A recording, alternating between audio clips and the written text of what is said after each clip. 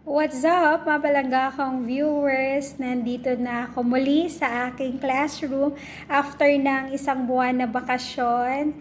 So, kailangan nating bumalik para preparation for our enrollment for tomorrow para sa mga incoming kindergarten at sa mga incoming grade 1 na nakaschedule tomorrow, July 4, 2024. Pero hindi ang topic natin patungkol dyan, kundi gusto kong i-share sa inyo, mga palangga kong viewers, yung experience ko kanina na sinasabi ko ngang OG o 75G, OGTT o yung oral glucose tolerance test. My goodness, pagdating ko pa lang dun mga palangga kong viewers sa Roque Diagnostic Center, nako talaga napalaki ng tuluyan ang mata ko nung sinabi sa akin na 4 na beses akong tuturukan yung kukuhaan ng dugo at 4 na beses din iihi nang hindi ko makain pa at hindi pa pwedeng uminom at nandito pa nga ang pruweba.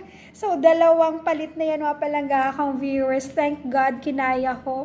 So, nag-start ako ng 8 o'clock. So, in-injection na ako ng 8 o'clock. Tapos 9, 10, tsaka 11. Sabi ko, sa tuwing kinukunin ako mga palangga akong viewers ng dugo, sabi ko talaga, sana kaya ko. Takot kasi talaga ako sa injection. Pero, yun nga, kapag talaga iniisip mo para sa bata, para sa anak mo, hindi pwede. Pagdating naman sa CR, lagi ko sinasabi, anak, sana makakaihi tayo. Parang drain na talaga. Uhaw na ako, mapalaga ako first, pero hindi pwede nga uminom. Kahit may bahan pa akong tubig. Sinend ko sa aking OB na nasa TMC si Doc Pat.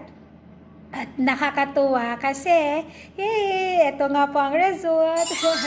Okay po tayo, wala tayong gestational diabetes. So, sabi niya, tuloy-tuloy lang daw ang balanced diet, healthy, balanced diet natin. Pwedeng kumain ng oily, fatty, salty, and sweet foods, pero tama lang, sakto lang. And that's it. Thank God sa good result. Sabi ko nga very good tayo, anak. And that's it. See you at my next vlog. Bye, everyone!